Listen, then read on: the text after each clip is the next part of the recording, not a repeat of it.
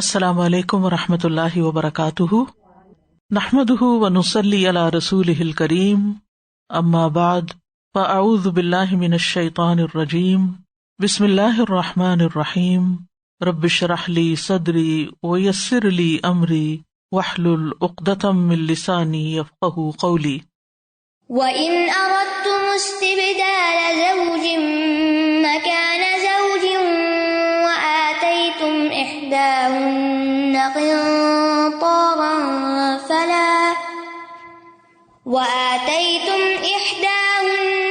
قِنطَارًا فَلَا تَأْخُذُوا مِنْهُ شَيْئًا أَتَأْخُذُونَهُ بُهْتَانًا وَإِثْمًا مُبِينًا۔ اور اگر تم ایک بیوی کی جگہ دوسری بیوی بدل کر لانے کا ارادہ کرو اور تم نے ان میں سے ایک کو ڈھیروں مال دے رکھا ہو تو اس میں سے کچھ بھی واپس مت لو۔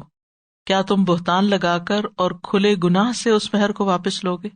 مطلب کیا ہے کہ اگر ساری کوششوں کے باوجود گزارا نہیں ہو رہا اور تم نے اب ٹھان لی ہے کہ اس بیوی کو میں نے نہیں رکھنا، اس کو طلاق دینی ہے اور میں نے دوسری شادی کرنی ہے اور کہیں اور کوئی عورت پسند بھی کر لی ہے، اب ظاہر ہے دوسری بیوی کے لیے پھر سے مہر دینا اور اس کا خرچہ اٹھانا اور وہ ساری چیزیں ہیں، تو اس کے لیے کیا ہے کہ پہلی بیوی کو جو دیا ہے وہ زبردستی اسے واپس لے لیا جائے، اس کے اوپر الزام تراشی کر کے اس سے واپس لیا جائے اور پھر وہی چیز جو ہے وہ دوسری کو دے دی جائے۔ اللہ سبحانہ وتعالیٰ انسانوں کی نفسیات جانتا ہے نا، انسانوں کے دلوں کے اندر اٹھنے والے وسوسوں تک کو جانتا ہے۔ وَنَعْلَمُ مَا تُوَسْوِسُ بِهِ نَفْسُهُ، کہ دلوں میں کیا خیالات آ رہے ہیں، یہ کیا پلاننگ ہو رہی ہے، کیا منصوبے بن رہے ہیں، تو اس کی اصلاح فرما دی کہ اگر تم اپنی پہلی بیوی کی جگہ دوسری بیوی لانا چاہتے ہو اور پہلی کو طلاق دینے کا ارادہ رکھتے ہو جس کو تم نے ڈھیروں مال مہر میں دے رکھا ہے، تو تمہارے لیے حلال نہیں کہ تم اس مہر میں سے کچھ بھی واپس لو۔ کیا تم جھوٹ اور کھلا بہتان باندھ کے واپس لوگے؟ وَإِنْ أَرَدْتُمُ اسْتِبْدَالَ زَوْجٍ مَكَانَ زَوْجٍ، زوج کا لفظ جو ہے یہ عورت اور مرد دونوں کے لیے استعمال ہوتا ہے، اگرچہ زوجہ بھی آتا ہے لیکن زیادہ بلیغ جو ہے وہ زوج ہے۔ اور یہاں پر فرمایا وَآتَيْتُمْ إِحْدَاهُنَّ قِنطَارًا، اگر تم نے ان میں سے ایک کو یعنی جدا ہونے والی بیوی کو یا پہلی بیوی کو ڈھیر مال دے رکھا ہو۔ قنطار، قنطار کہتے ہیں جیسے ایک بیل کی کھال اتار کے جیسے رکھی جاتی ہے، اس کو اگر سونے سے بھر دیا جائے تو یہ قنطار ہوتا ہے۔ اتنا تم نے مال دے دیا پہلی بیوی کو، شوق میں، محبت میں، اپنی حیثیت کے مطابق ڈھیروں مال دے دیا، مال کثیر دے دیا، تو اس سے یہ بھی پتہ چلتا ہے کہ عورت کا مہر زیادہ سے زیادہ بھی ہو سکتا ہے، اس کی کوئی لمٹ نہیں رکھی ہمارے دین نے، وہ ایک قنطار بھی ہو سکتا ہے، ڈھیروں سونا بھی ہو سکتا ہے، اسی طرح کم کی بھی کوئی حد نہیں۔ آپ صلی اللہ علیہ وسلم لوہے کی انگوٹھی پر بھی نکاح کرنے کو تیار تھے اس شخص کا جس کے پاس کچھ نہیں تھا، تو آپ نے فرمایا اگر تمہارے پاس ایک لوہے کی انگوٹھی تو وہی لے آؤ، لیکن کچھ نہ کچھ دینا ضرور ہے۔ لیکن یہ یاد رکھیے کہ آسانی سے دیا جانے والا حق کے مہر جو ہے وہ افضل ہے، ہر معاملے میں اعتدال اچھا ہے، نہ بہت زیادہ دو کہ اپنی حیثیت سے بھی بڑھ کے اعلان کر دو اور نہ بالکل ہی اتنا کم کہ بیوی کی کوئی عزت تکریم ہی نہ ہو۔ عقبہ بن عامر کہتے ہیں کہ رسول اللہ صلی اللہ علیہ وسلم نے فرمایا بہترین نکاح وہ ہے جو سب سے زیادہ آسان ہو۔ حضرت عائشہ کہتی ہے کہ رسول اللہ صلی اللہ علیہ وسلم نے فرمایا عورت کے مبارک ہونے کی علامات میں یہ بھی شامل ہے کہ اس کا نکاح آسانی سے ہو جائے، اس کا مہر آسان ہو، اس کا مہر آسان ہو یعنی پے آف کرنا جو ہے وہ مشکل نہ ہو، اور اس کا رحم سہل ہو یعنی بچہ پیدا کرنے والی ہو۔ لیکن حق مہر کی کثرت جو ہے وہ کوئی حرام نہیں ہے، یہ یاد رہے، کیونکہ اللہ سبحانہ تعالیٰ نے قنطار کی یہاں پر بات کی ہے۔ عقبہ بن عامر کہتے ہیں کہ نبی صلی اللہ علیہ وسلم نے ایک شخص سے کہا کیا تم راضی ہو کہ فلاں عورت سے تمہاری شادی کر دوں؟ اس نے کہا جی ہاں۔ پھر آپ نے عورت سے پوچھا کیا تو راضی ہے کہ فلاں مرد سے تیری شادی کر دوں؟ اس نے کہا جی ہاں۔ تو آپ نے دونوں کی آپس میں شادی کر دی۔ تو اس شخص نے اس سے صحبت کی مگر حق مہر مقرر نہ کیا اور نہ اسے کچھ دیا۔ بعض اوقات یہ ہوتا ہے کہ شادی سے پہلے کبھی حالات ایسے ہوتے ہیں کہ جلدی میں کر لی جاتی شادی، بعض اوقات جو لڑکی کے اولیاء ہوتے ہیں یعنی ولی ہوتا ہے وہ شرماتا ہے کہ اس موقع پر مانگے کہ اب تم کیا دو گے، بعض اوقات کو مجبوری ہوتی کہ اگر اس موقع پہ ہم نے مہر کی بات چھیڑ دی تو کئی رشتہ ہی نہ ہاتھ سے نکل جائے، کئی وجوہات ہو سکتی ہیں۔ تو بہرحال اس نے مقرر نہیں کیا، اور یہ ان لوگوں میں سے تھا جو حدیبیہ میں شریک ہو چکے تھے، اور شرکائے حدیبیہ کو خیبر کا حصہ ملا تھا، جنہوں نے سورۃ الفتح پڑھی ہے وہ جانتے ہیں، وَمَغَانِمَ كَثِيرَةٍ تَأْخُذُونَهَا، اور یہ مغانم صرف شرکائے حدیبیہ کے لیے تھے۔ تو جب اس کی وفات کا وقت آیا تو اس نے کہا کہ رسول اللہ صلی اللہ علیہ وسلم نے فلاں عورت سے میری شادی کی تھی، مگر میں نے اس کے لیے مہر مقرر نہیں کیا اور نہ اسے کچھ دیا، اور میں تمہیں گواہ بناتا ہوں کہ میں اسے مہر میں اپنا خیبر کا حصہ دیتا ہوں۔ چنانچہ اس عورت نے وہ حصہ لیا اور 1,00,000 میں فروخت کر دیا۔ وہ بہت زیادہ تھا اس اعتبار سے، ان دنوں میں جو مسلمانوں کے معاشی حالات تھے اس اعتبار سے ایک بڑی رقم تھی، لیکن کسی نے منع نہیں کیا کہ تم نے ایسا کیوں کیا۔ لیکن حق مہر میں بعض اوقات لوگ صرف اپنی شان دکھانے کے لیے لاکھوں لکھ دیتے، 40 لاکھ 50 لاکھ، اور جب دینے کی باری آتی ہے تو کچھ بھی نہیں دیتے، اور اگر عورت مانگے تو پھر ناراض ہوتے ہیں۔ عمر بن خطاب رضی اللہ عنہ نے کہا کہ عورت کے حق کے مہر میں غلوف نہ کرو۔ اگر بہت زیادہ مہر مقرر کرنا دنیا میں عزت کا باعث ہوتا یا اللہ کے ہاں تقوی شمار ہوتا تو محمد صلی اللہ علیہ وسلم تم سے پہلے اور تم سے زیادہ حق رکھتے تھے کہ ایسا کرتے۔ آپ نے اپنی بیویوں میں سے کسی کو 12 اوقیہ سے زیادہ حق کے مہر نہیں دیا، اور نہ آپ کی بیٹیوں میں سے کسی بیٹی کو اس سے زیادہ ملا۔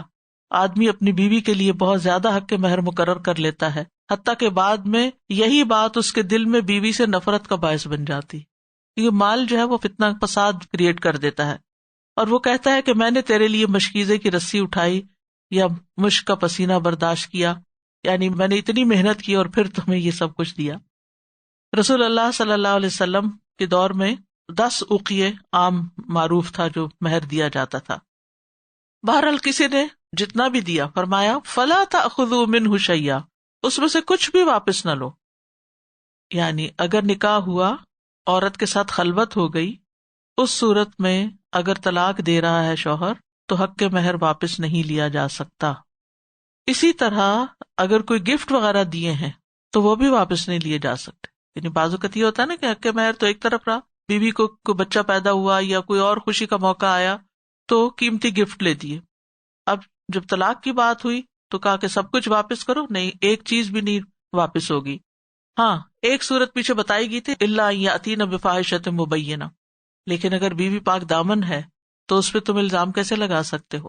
فرمایا اتاخذونہ بہتانا و اثما مبینا، کیا تم اس کو الزام لگا کر، بہتان لگا کر، اور بہتان کا لفظ نا بہت بہت کب تو حیران کر دینا، یعنی ایسی بات کہ جو انسان سنے تو منہ کھلے کا کھلا رہ جائے کہ یہ مرد اس عورت پہ یہ بات کر رہا ہے، وہ تو اتنی پاک دامن ہے، یہ اتنی اچھی ہے، یا عورت خود بھی سنے تو وہ پریشان ہو کر رہ جائے کہ میرے اوپر یہ کیسے الزام لگائے جا رہے ہیں۔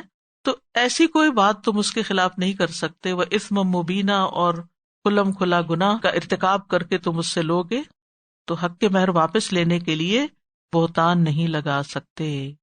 یعنی یہ جاہلیت کے دور کا ایک عمومی طریقہ تھا کہ جب بیوی کو طلاق دینی ہوتی تو اس پر الزام لگا کے اس کا مہر روک لیا جاتا، تاکہ عورت اپنی شہرت خراب ہونے کے ڈر سے کہ میرے پر اتنی بڑی بات آ جائے گی، پھر مجھ سے کوئی اور شادی نہیں کرے گا تو میں یہ مال ہی چھوڑ دیتی ہوں۔ کیونکہ بعض اوقات وہ زبردستی کرتے اور کہتے ہیں کہ دیکھو اگر تم نے یہ نہ چھوڑا تو میں تمہیں یوں بدنام کر دوں گا، یہ بدنام کرنے کی بھی دھمکیاں دی جاتی ہیں۔ تو پھر عورت کہتی ہے کہ مجھے بدنام نہ کرو، مجھے عزت زیادہ پیاری ہے، یہ مال تم لے لو۔ اب یہ آپس میں دونوں کی ڈیل ہو رہی ہے، لیکن کیا یہ مال اس مرد کے لیے حلال بھی ہے؟ نہیں، اس کے لیے حلال نہیں ہے، جائز نہیں ہے، اللہ نے اس سے منع کر دیا ہے۔ فیئر ڈیلنگ ہونی چاہیے، دنیا کا مال دنیا میں ہی رہ جائے گا، ظلم قیامت کے دن اندھیروں کا باعث بنے گا۔ وَكَيْفَ تَأْخُذُونَهُ وَقَدْ أَفْضَىٰ بَعْضُكُمْ إِلَىٰ بَعْضٍ وَأَخَذْنَ مِنكُم مِّيثَاقًا غَلِيظًا۔ اور تم اس مہر کو کس طرح واپس لے سکتے ہو حالانکہ تم میں سے بعض سے صحبت کر چکا، یعنی جنسی تعلق قائم کر چکا، اور وہ عورتیں تم سے پختہ عہد لے چکی ہیں۔ یعنی تم یہ مہر واپس نہیں لے سکتے کیونکہ تمہارے درمیان خلوت ہو چکی ہے، جسمانی تعلق قائم ہو چکا ہے، اور پھر تم سے وہ پختہ عہد لے چکی، کب؟ نکاح کے موقع پر، کہ اس کے ساتھ اچھا سلوک کیا جائے گا، اچھی طرح زندگی بسر کی جائے گی۔ اور ویسے بھی اللہ تعالیٰ کا فرمان ہے فَإِمْسَاكُمْ بِمَعْرُوفٍ أَوْ تَسْرِيحٌ بِإِحْسَانٍ، کہ عورت کو رکھنا ہو تو معروف طریقے سے رکھو، اور اگر رخصت کرنا تو احسان کے ساتھ رخصت کرو، نہ کہ الزام لگا کے رخصت کرو۔ تو میثاقاً غلیظہ وہ پختہ عہد ہوتا ہے جو نکاح کے وقت لیا جاتا ہے. یہ نکاح کے ایجاب و قبول کے الفاظ ہوتے ہیں جس کو حق مہر کی بنیاد پر منعقد کیا جاتا ہے. اس کے بعد پھر عورت مرد کے لیے حلال ہوتی ہے. جابر بن عبداللہ کہتے ہیں کہ رسول اللہ صلی اللہ علیہ وسلم نے خطبہ حجۃ الوداع کے موقع پر فرمایا، لوگوں عورتوں کے معاملے میں اللہ سے ڈرو. تم نے انہیں اللہ کی دی ہوئی امان کے ساتھ اپنایا ہے اور ان کی شرمگاہوں کو اللہ کے کلمے سے حلال کیا ہے. تو یہاں 2 وجوہات بتائی گئی ہیں جن کی بنا پر حق کے مہر واپس لینے کی ممانعت ہے. وہ کون سی ہیں؟ نمبر 1 کہ دونوں آپس میں ایک دوسرے سے مل چکے ہو، ایک دوسرے کے ساتھ اکٹھے ہو چکے ہو، اور دوسری وجہ وہ پختہ عہد جو مردوں سے لیا گیا کہ وہ عورتوں کے ساتھ اچھا سلوک کریں گے. وآخر دعوانا ان الحمد للہ رب العالمین. سبحانک اللہم وبحمدک، اشہد ان لا الہ الا انت، استغفرک واتوب الیک. السلام علیکم ورحمۃ اللہ وبرکاتہ.